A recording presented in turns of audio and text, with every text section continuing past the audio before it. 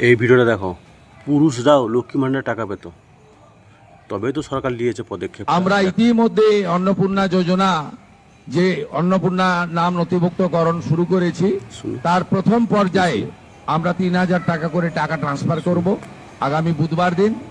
আপনারা কেউ বিচলিত হবেন না।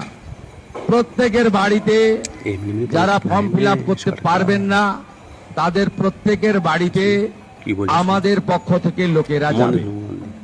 আমাদের লোকেরা গিয়ে আপনাদের ফর্ম ফিল আপ করে আনবে।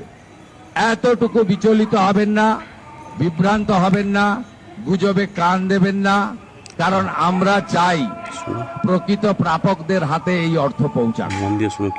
আমরা চাই না কোনো অভারতীয়র অ্যাকাউন্টে এই টাকা যাক। আমরা চাই না যে পুরুষদের অ্যাকাউন্টে মহিলাদের এই কর্মসূচির টাকা যাক।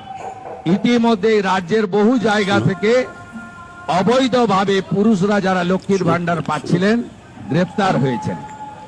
আপনাদের সরকারের অর্থ, এই সরকার স্বচ্ছতার সঙ্গে কাজ করবে, এই সরকার ফাইন্যান্সিয়াল ডিসিপ্লিন মেনে কাজ করবে।